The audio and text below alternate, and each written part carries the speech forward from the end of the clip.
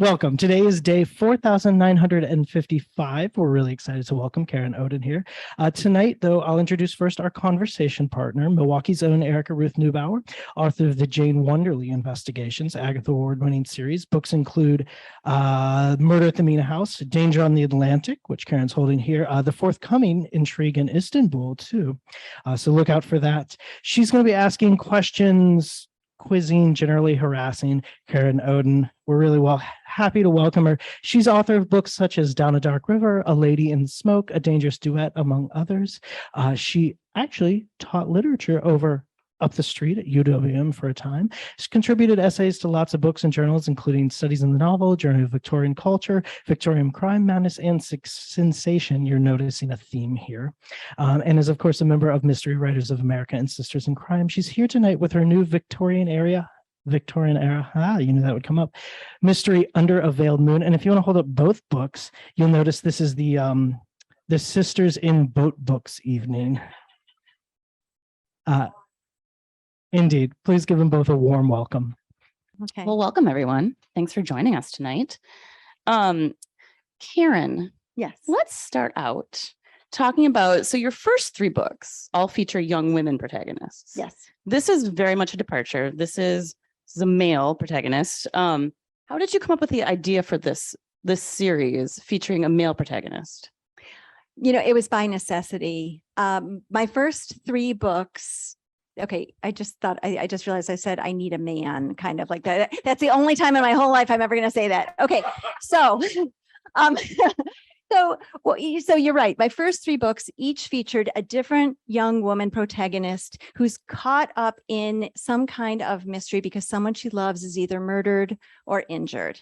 And for my departure points, the first one, I took a different aspect of Victorian culture for each book. So my departure point for the first one was railway accidents and sabotage. For my second one, it was the 250 music halls all across London and the thieving rings that occupied the basements. And the third one was the art and auction world, based in part on my work at Christie's in New York. But for this fourth one, I actually took as my starting point a contemporary story from the United States. And it was about a young woman who took place in Alabama, and she was standing on a street and she jaywalked across.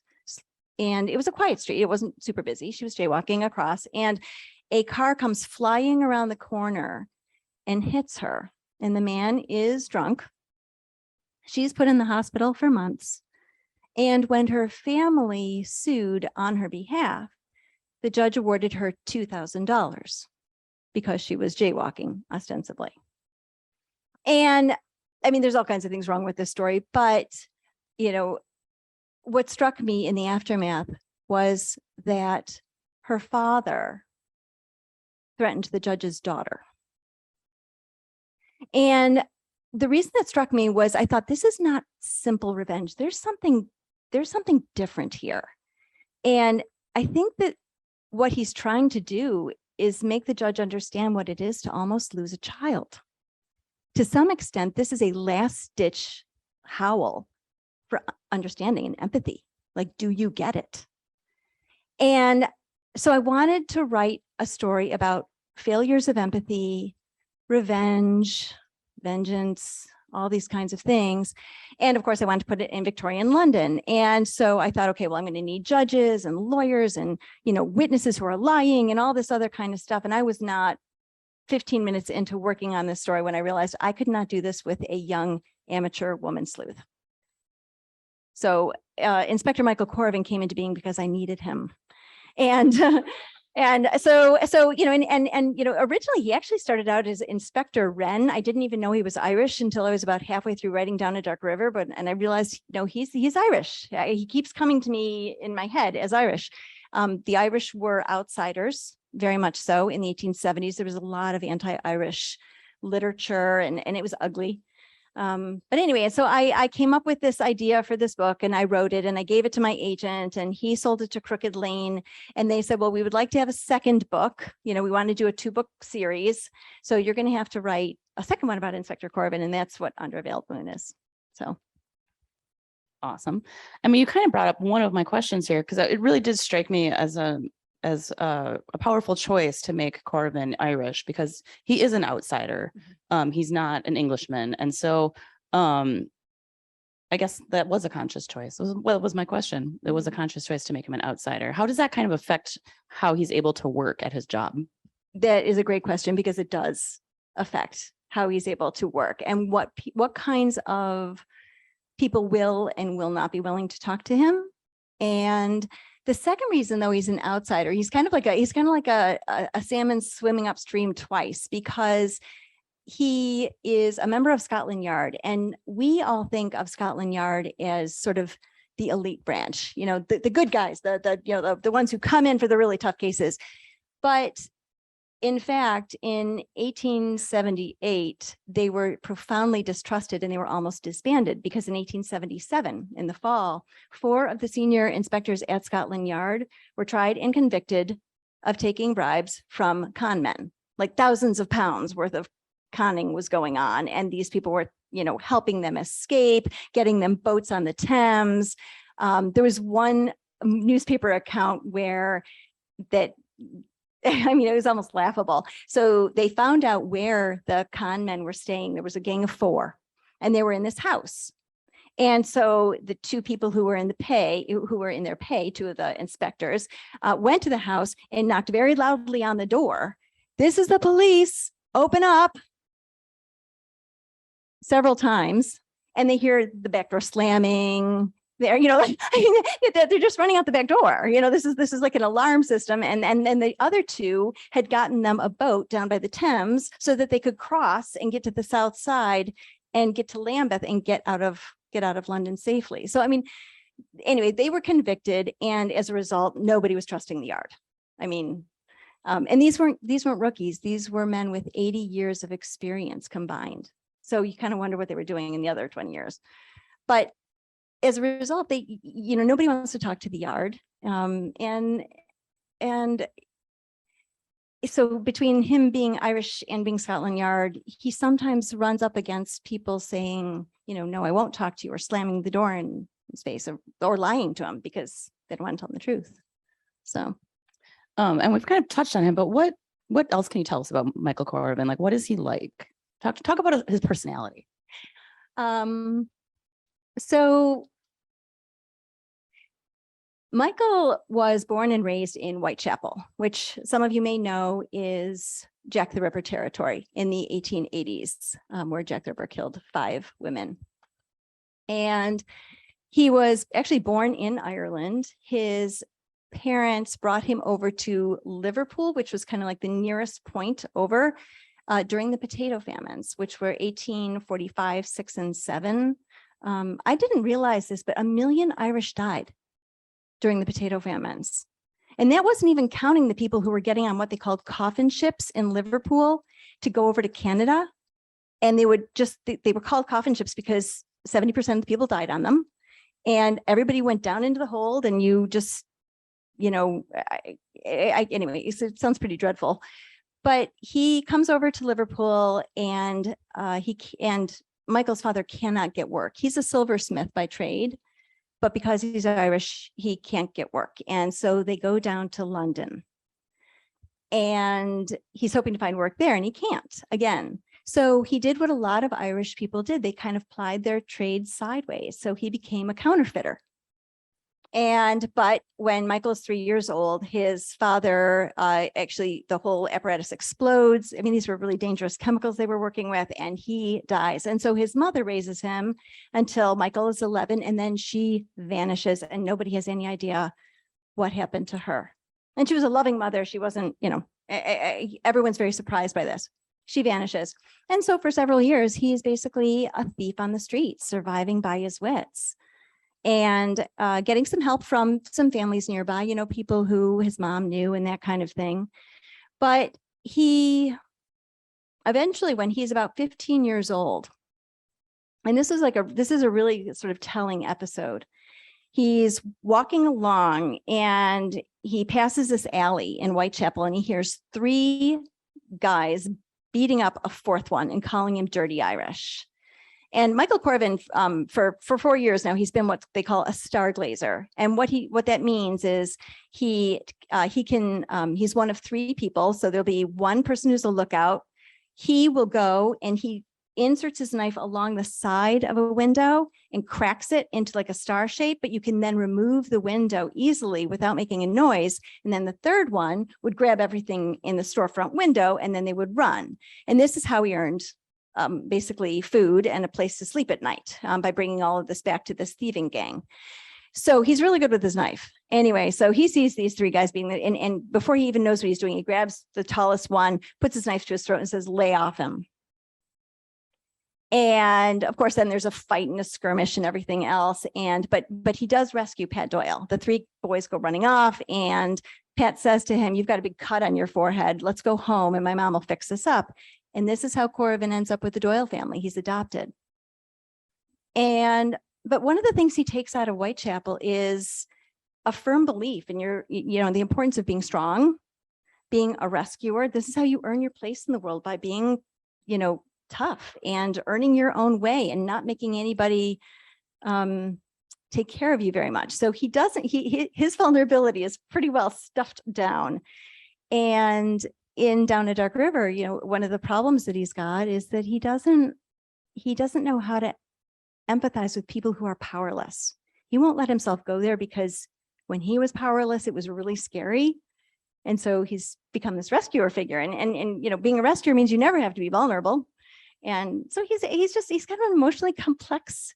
He is a good guy and he means well, but he's got his blind spots.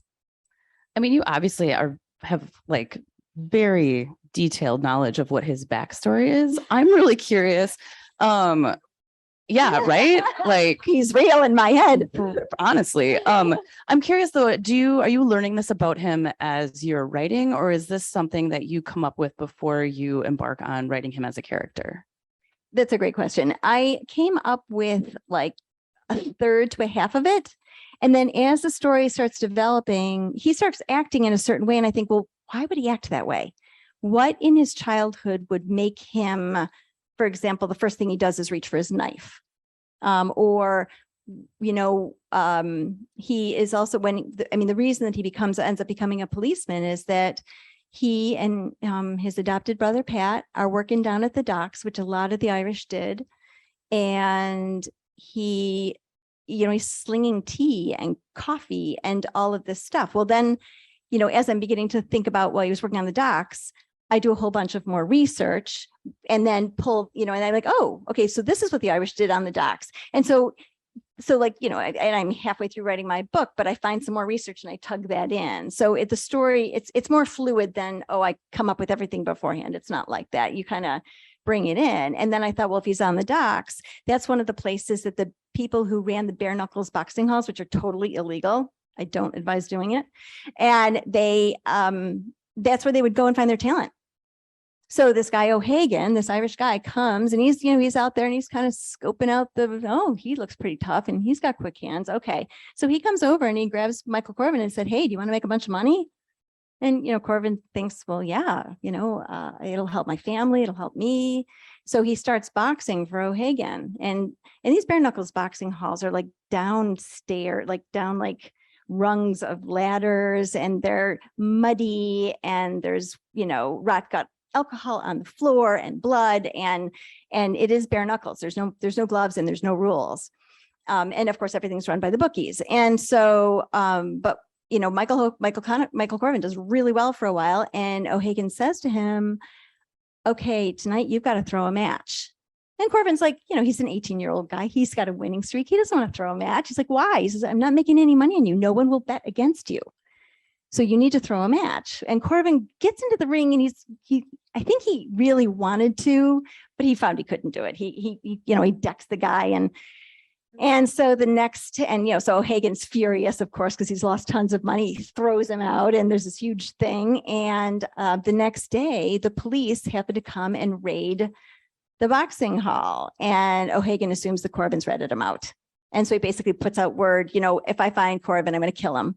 So Ma Doyle comes down to the docks and hands him a bag with clothes and food and a little bit of money that she has on hand and says, run, go, get out of here. And so that's the day that Michael Corravan both literally and metaphorically crosses the river. He goes to the south side of the Thames, goes to Lambeth and finds a job as a uniformed constable, which is where everybody starts. I mean, if you're in Scotland Yard, that's where you start. You start walking a beat. So even in the 1870s.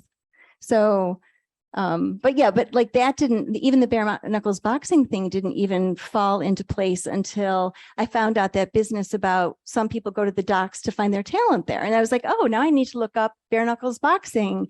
And so I went down that rabbit hole for a while and found out what that was like. So it's pieces. Yeah. Yeah. Sounds like a lot of research rabbit holes too, which we'll come back to. I do want to talk about the book Under a Veiled Moon.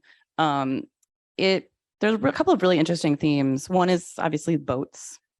Because boat sisters here tonight. So one of the central events is a steamship disaster. Can you talk to us about that? Is that based on a real event? There was a real event, yes. So in 1878, and this was so convenient too, because it was 3 months after Down a Dark River ended. I kind of thought it felt like it dropped into my lap. But in the 1870s, there was a small fleet of little steamships, kind of like our hop-on, hop-off buses. That would, you could pick it up for 2 shillings. You hop on in the morning at London Bridge, and you could take it all the way down to the North Sea and back. And you can hop off and have a picnic and then hop back on and then hop off and go do some archery or see a concert or whatever. And then at night, you'd be coming back up along the South Shore on the way home. And the night of September 3rd, the Princess Alice was rounding this blind curve called Tripcock Point. And the Bywell Castle, this 900-ton coal ship with a steel hull, rams into it, breaks it into 3 pieces. The ship sinks within 4 minutes, 650 people in the water. And because it's a hop on, hop off, nobody knows who's on the boat, which throws all of London into this panic. Because I mean, just imagine, you're sitting at home expecting somebody to come home, and then you start hearing rumors about this boat and it sunk, and you don't know, was my kid on it? That kind of thing. So yes, it did happen. Oh man, I lost my train of thought. So kind of going back to your other books, are each of them based on a real event? And do you find that challenging does it worry you that you're basing this on a real event and wanting to make sure that you get it right? To some extent. I mean, with this book, his true history tells us that the Princess Alice was someplace she was not supposed to be. So ships are supposed to pass port to port, right? And that's like nautical law. But if you're a little ship, you might want to stay because the Thames is tidal, because every 12 to 14 hours, the water's going up and down, and you've got ebb and flow and all this kind of stuff. So if you are making your way upstream and you're a little boat, you want to stay close to the shore because the tide's not quite so much, right? And you have to burn as much coal. Plus, you stay out of the way of the big ships, which need the deeper part of the Thames anyway. Otherwise, they're going to run aground. So anyway, so the Princess Alice was where she shouldn't have been. She was way over by the shore, and she should have been more toward the middle. And the Bywell Castle was going too fast because the tide was helping it. So it should have maybe been going 4 or 5 knots. It was probably going closer to 7 because of the ebb tide. So true history tells us it was truly an accident. But of course, the writer in me is like, well, what if it wasn't? What if somebody did this on purpose? Why would they do this? And so I came up basically with somebody I thought might do it. But that's where I use my author note at the end as my get out of jail free card. Yeah. Those are very handy. Yeah. So that actually was going to be my next question, was if because one of the central themes is Irish and both violence against Irish and also the IRB, them doing violence because they're for home rule. And I was curious whether there had been at the time speculation about whether the Irish had been involved, or you just made that up. That was all me. Nice. But I mean, the IRB was active. And this was like another piece of the, you get halfway through and then you stumble on something. And I didn't realize the Irish Republican Brotherhood was very active. And part of this was because of our American Civil War. So you had a whole bunch of Irish. So in England, dynamite is illegal. You're not allowed to be building bombs or any of those kinds of things. But in 1860s, in the Civil War, you had a whole bunch of Irish people who were developing an expertise with firearms, dynamite, all that kind of stuff. So by 1865, that war ends, but you've got all these people with expertise and access to dynamite. So they start sending it over. So they in America, they were called the Fenians, but in England, they were called the Irish Republican Brotherhood. And so America was kind of funneling this stuff. And the whole idea of the IRB was they wanted home rule for Ireland. And to be honest, when I was reading, I couldn't help sympathize, because what happened was in 1800, the Irish Parliament in Dublin was dissolved. So all the Irish members of Parliament had to come over to London and participate in the English Parliament. But they were always going to be a minority, right? So in the 1840s, when the Irish are starving because their potatoes have all turned rotten, the Irish members of Parliament are pleading like, hey, we need to, change the corn laws. We need to do this. We need to do that. And they were not getting any traction. So as a result, there's a lot of bitterness and anger and frustration on the part of the Irish MPs. So by the 1860s, the IRB believed, well, maybe if we start doing things like bombing and big protests and all this kind of stuff, we can, to some extent, intimidate Parliament into letting us have our Parliament back. We don't need to, and they said, look, we're reasonable. We don't need to run the empire. We don't need to deal with all the stuff in, all your trade routes to, Europe or beyond, or your investigations into Africa. Well, then, no. We just want to be able to run Ireland and take care of our own. But English Parliament had nothing of it. And it got toward, I guess it was in the 1880s, and they got close. And then Charles Parnell slept with the wrong person, and then everything got derailed. And then we ended up with 1920s and then more troubles. And I mean, everybody knows about the 1980s. That was bad too. So it just got out of hand. Yeah. I'm going to switch tracks for a second. So one of the other themes of this book are the press. The Victorian press feels like a lot like our tabloids today, just a lot, slinging a lot of nonsense that's not true. Can you talk about that? And why did you choose to make that such a strong theme? I think part of it was because I'm interested in the way the press functions now and social media. So in Victorian England, you have approximately 1,000 newspapers. It's a lot of newspapers. A lot of them were local, and it was completely unregulated. I mean, people say that, they didn't have social media. That was their social media. And there was a huge section in a lot of these papers for opinion pieces.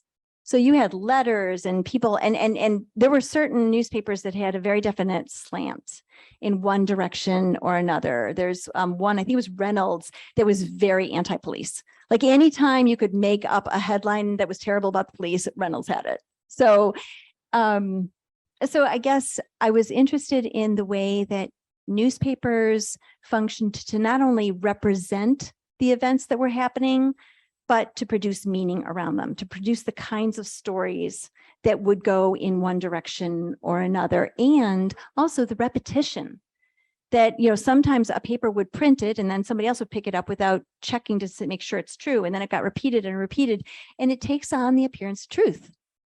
And that happens now too. And so I just wanted to talk about that. You did a great job. Let me see. So even your secondary characters feel really well rounded out. How do you set about filling out those characters, creating them? You mean like the way Michael Corravan walks around in my head? Yeah. So it's interesting because I feel like they do start to take on a life of their own. I imagine that, feels the same for you. I mean, you've written, is this you're on your fourth? Your fourth one is your fourth Jane Wunderly is coming out. Fourth Jane Wunderly is coming out, and I've written a rough draft of the fifth. Right. So, and these characters, I mean, and if you put two of them in a room together, approximately what they're going to say to each other. And one of the ways that I began to develop some of these secondary characters, like Belinda Gale, who's his love interest, or Gordon Stiles, who's his 22-year-old sidekick, who's kind of provides some of the EQ and tact that Corravan does not have. I create, when I'm first beginning to kind of get to know the characters, I actually have a legal pad and a pen, because I feel like that makes me closer to the characters when I'm, as opposed to typing. I don't know if that works for you, but I write the story from their perspective. So for example, Gordon Stiles has a page that begins, "My name is Gordon Stiles. I am 22 years old. It is my first year at Scotland Yard, and I feel a bit wary of Inspector Corravan. And I grew up outside of London. I have 3 sisters. One of them is named Kathy. And when Kathy was 11, she had a best friend who was run over in the street by a cart. And Kathy went silent for weeks. And we each took turns taking care of her. So I know what seeing trauma can do to someone. So it's in his voice and it's his memories. And so when I get to the point where I need to put Corravan and Stiles together in a room, I have a pretty good idea of how Stiles is going to respond to certain things. And the same thing. So I kind of do that there's about 4 or 5 characters. I call them my A-list characters, not like the medical examiner who says, "Oh, someone was poisoned," but I mean, someone who has a real emotional connection to Corravan. I do that for all of those. Yeah. And as far as research, so when we talked about, you fall down some research rabbit holes and I do the same. How do you choose what kind of topic you're going to pick for a book? Like, so I know that I'll just pick something that I think is super interesting that I want to read a bunch about, because I'm going to spend a year reading about it and then writing about it. Is that kind of how you approach it? Yeah, it has to be something that kind of grabs your interest. And I found out about the Princess Alice disaster because halfway through researching for Down a Dark River, I came across this sentence, and I don't know if this has ever happened to you, but it's a sentence. It was something like, well, after the worst maritime disaster London had ever seen, nautical law was confirmed by blah, blah, blah, blah, blah. And I was like, wait, what was that? It's almost like a hook kind of dragging you back a little bit. And so then I start Googling, I'm trying to find worst maritime disaster. And of course, Titanic comes up first, and things in the Atlantic and stuff. But then I said Thames. I added Thames in, and the Princess Alice came right up. It still is the worst maritime disaster on the Thames ever, ever in recorded history. So, I think it's oftentimes it's the moment of surprise. Like when you find that, you stumble across a nugget, and I think the surprise sort of lights something in your brain that makes you curious. And then it does make you want to spend, at least, half a year reading around about it and finding the possible plot points and all that kind of stuff. Yeah. Which leads me to my next question. I often, and I like to know this just for my own personal, because I'm a pantser, what they call a pantser. It's somebody who writes by the seat of their pants. I have no idea what's happening in my books until it happens. So are you a pantser or somebody who outlines and is a plotter? Yeah. Okay. Or a combination? I would say, yeah. Okay. So I'm going to say I'm a combination that, but yeah, no, I'm more of a control freak than you are. So Sure. I like my outlines, but it's interesting because I'm just starting to work on the 3rd Corravan novel, and I have index cards, and I have a hallway, and I start scribbling down ideas for scenes, and then I plop them down. And back when my beagle Rosie was with us, she passed away in July, but she used to walk around and mess them up. And so then I'd be like, oh, well, maybe that does work better there.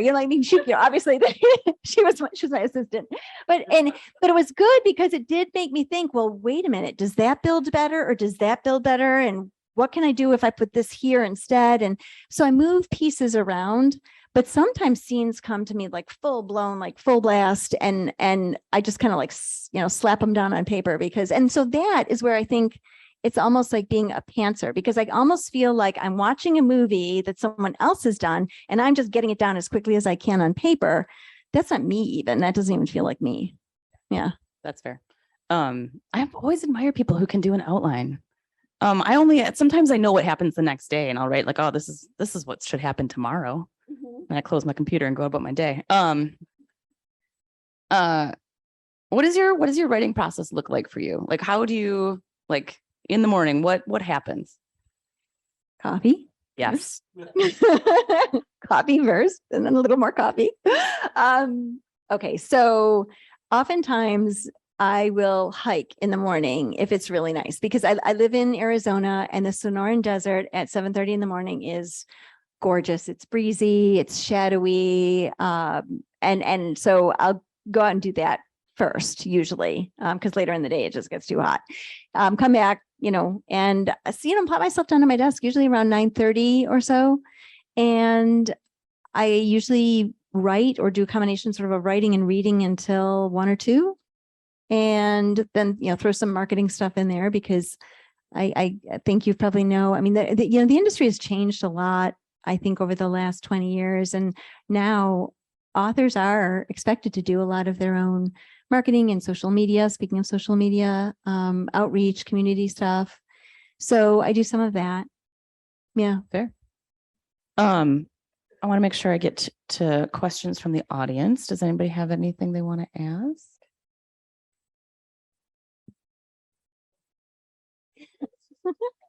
I hope so. It all depends on, how this book does. But I am writing this third one, and I'm in that happy period of excitement about it, where, you've got this kernel of an idea, and it's just, I don't know, the story is just sort of building itself. And the inspiration for this was, last fall, my daughter was studying at Oxford. She just did one semester for college.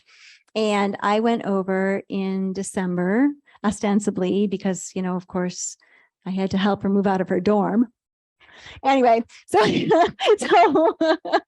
there's a language barrier, of course. Anyway, Of course. So I went over, and we had, 12 wonderful days together. She's awesome. She loves bookstores. She loves museums. She likes to go for long walks. So we have, great time together. And one of our last days there, we went to the Great Scotland Yard Hotel, which is on what used to be in the 1870s, an enormous, messy, cobbled yard behind 4 Whitehall Place. That was the official address of what was Scotland Yard, 4 Whitehall Place, but nobody ever called it that. They called it Great Scotland Yard. And the name comes from it being the place, I don't know, in the 1600s where Scottish royalty would stay when they came. Anyway, so this big cobbled yard is, of course, worth $1 gazillion. And so someone bought it and put up this big, beautiful Victorian theme hotel.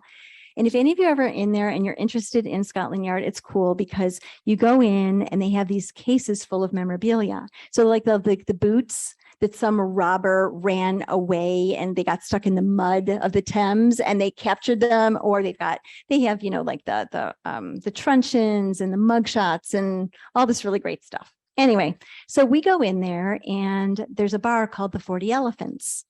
And Julia, being 21, I was like, oh, well, we'll take you, we'll go get a glass of wine. And so we go in and we sit down, and it's very Victorian and kind of steampunk. And there's these pictures of these beautiful women up on the wall. But I'm trying to figure out 40 elephants, Victorian. I'm thinking it has something to do with empire. I mean, under Queen Victoria, the empire expanded drastically. I mean, the phrase, "the sun never sets on the British Empire," was because of everything that happened during the Victorian era. I mean, they had land all over the place. And I thought, oh, well, maybe elephants has something to do with India or Africa or something. No. It has to do with Elephant and Castle, which is a very seedy neighborhood on the south side of the Thames. And Elephant and Castle was this inn where, if you were the unwary traveler who had a glass of wine and sat down in a chair by the nice warm fire, you'd wake up the next morning with nothing. They would have weaseled you out of your coat. They've got your suitcase. They've got everything in your pockets. It was known for thieving. And the male thieves were, they ran all over Elephant and Castle area. Well, the women decided they wanted to get in on it. So beginning in the 1870s, a group of women organized themselves, very mafia fashion, trained and became expert shoplifters. And they called themselves the 40 Elephants. And so I thought, this is cool. And it's true. I mean, the Scotland Yard tried to shut them down for 50 years. They didn't shut them down till like the 1920s. And they were smart and they were beautiful and they were clever. They had these, they would have special dresses made where they would stuff the sleeves. And so they would put their hands in a little muff, kind of thing.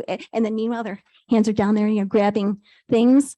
So it was, yeah, and they had special pockets designed in their cloaks and stuff so that they could grab jewelry, handkerchiefs, silks.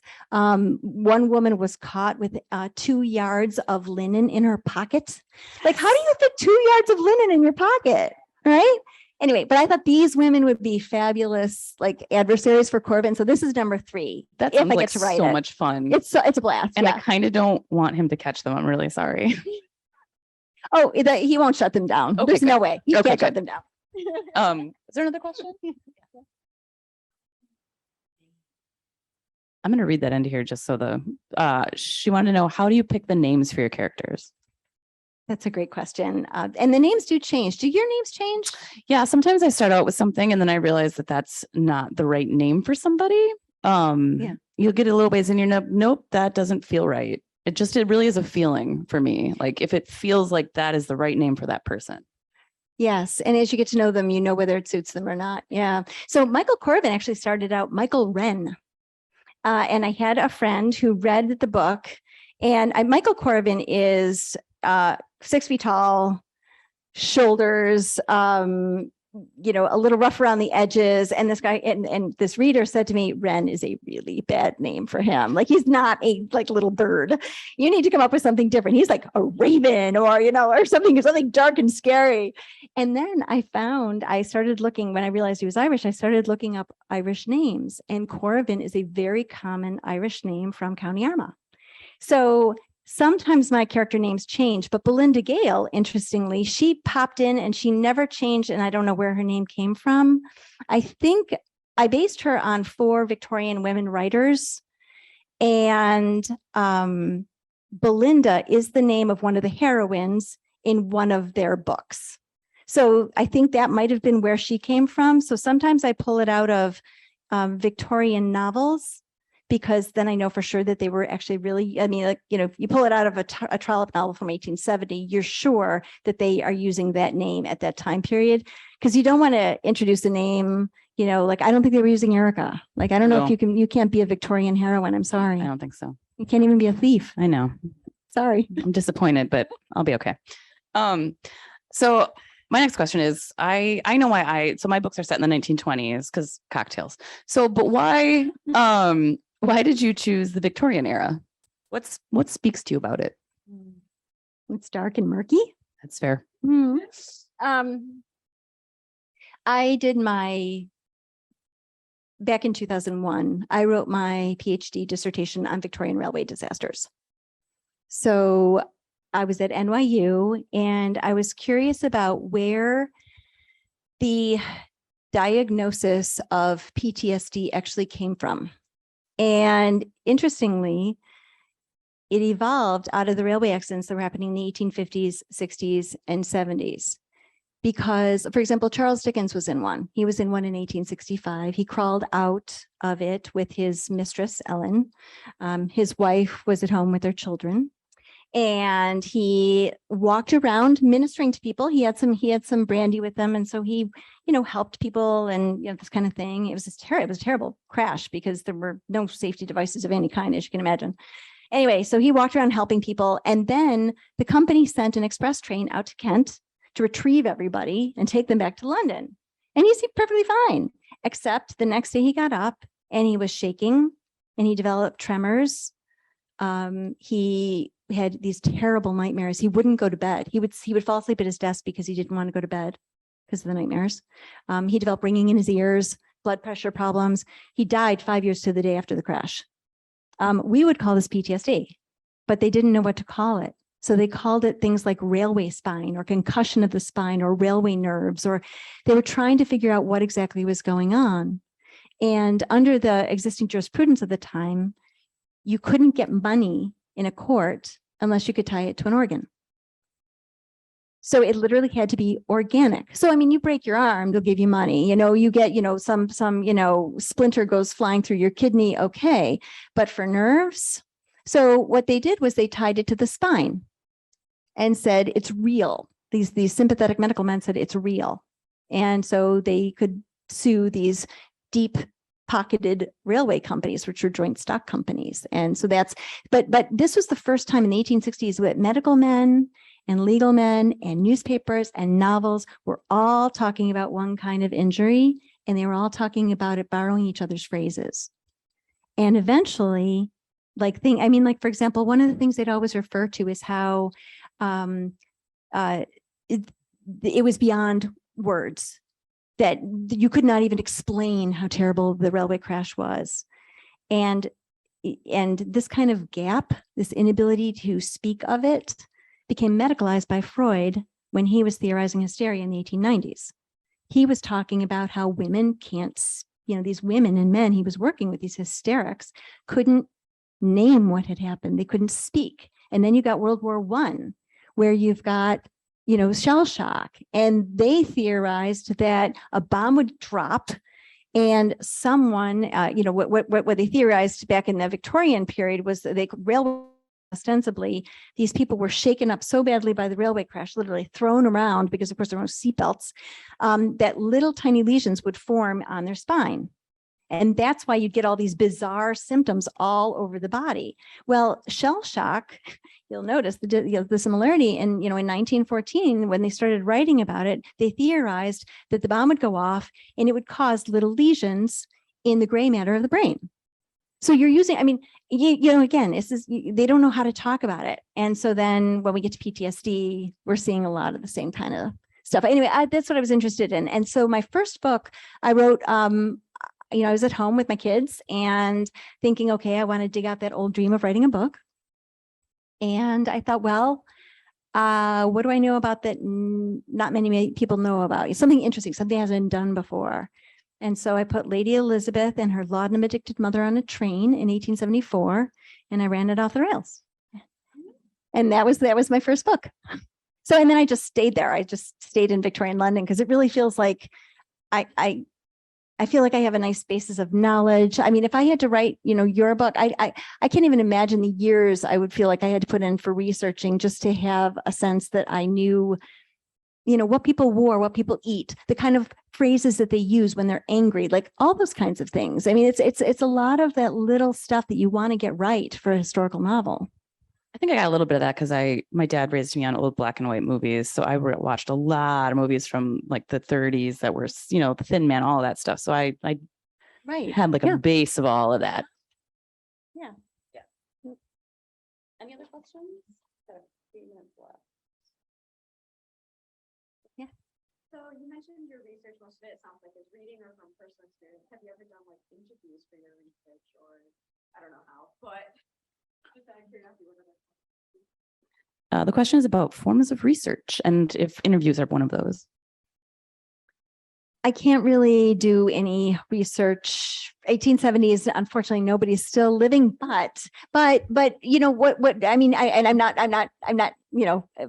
to be glib about it, but I do feel like some of the research that I've done it feels almost like an interview. For example, when I read a police procedural book from the 1870s, one of the things I do is I read it carefully. I read it out loud so that I can kind of hear their voice in my head. Some of the trial transcripts and things like that, they almost read like interviews. You'll have a lawyer asking a question and somebody responding. And so it's like I'm being a voyeur, but I am listening to interviews in a way. But the other thing is, I read books that are set in the 1870s. There's a really wonderful collection of secondary source material. One of my go-to books is called The Rise of the Detective in Victorian and Edwardian England. I think I've read it 3 times because every time I go through, I find something else that I can use. And books like the Definitive Encyclopedia of Scotland Yard. I know this is really nerdy reading. Like, this is not something I'd advise, but it's really helpful to me. And I've been to London, and London, I'm lucky enough that London is a city that speaks to you. It's got plaques everywhere. Like, the stories are on the walls. You just walk around and you're like, oh, that so-and-so lived there. And you get a little story about him, or, oh, this bridge was set up in 1878. And you read the story about the bridge. So you do have those stories kind of popping out at you. Yeah. questions? One question. Okay. You're in your three books, you have very strong health. How odd was that? How lucky at that time for me, because they shine, and I can't imagine. I have to imagine it's somewhat more of a man's role, but yet they solve things, they do stuff, they do stuff. They are based on real people. They are outliers, to be sure. But for example, Annabelle Rowe in 1871, the Slade School of Art was opened by a man named Felix Slade, who said, it's terrible that women can't study art. The reason that they were not allowed to study art seriously was because they would have to be in a room with men and nude statues. This was a problem. So women were not accepted to art institutes. And in 1871, Felix Slade basically said, look, I'll give you money. I'm going to give you money to give money to Oxford and to Cambridge and to University College London. And at University College London, you're going to let the women in. And they are going to be allowed to pursue art seriously and in the same way that men are. And so, and they did. And he gave 4 scholarships a year, 2 to women, 2 to men. And some of the women who were at the Slade at this time, you'll find their paintings in the Met and other places. I mean, these women were amazing. And one of them was Kate Greenaway, who they give away a Greenaway medal every year still in England for children book illustration. But she was there at the Slade. And so Annabelle is an outlier for all of Victorian England, but I always kind of want to be careful, I kind of caution people that, that the women that you see in movies and even in novels, say by Charles Dickens or Anthony Trollope, remember that they are not real Victorian women. They are representations of Victorian women. They're still at one remove. But if you start delving into like the biographies of, for example, somebody like Mrs. Henry Wood, she wrote a whole bunch of novels. One of them was East Lynne. It was more successful than anything Dickens wrote, anything Wilkie Collins wrote. It was in stage productions for 50 years on both sides of the Atlantic. It sold literally thousands upon thousands of copies. People were like sobbing in the streets reading her books. And you don't hear about her maybe so much, but she made her living by her pen. She supported her whole family. And so, yeah, she was an outlier. It wasn't like there were tons of people doing it, but she was there. So I really do try and hook, like Belinda Gale is hooked very definitely onto Mary Elizabeth Braddon and Charlotte Bronte and George Eliot and Mrs. Henry Wood. Like she's there. So I feel like, they are outliers, but they were present. So Ellen. But she published under Mrs. Henry Wood, and you can guess why. Mm-hmm. All right. Well, thank you so much, everyone, for coming out. Karen will be signing books. Thank you. Thank you so much. Thank you all so much. It's been lovely. Karen, Erica, thank you both so much for this wonderful conversation. Thank you so much for sitting here listening to it. We wouldn't have a bookstore without you, folks.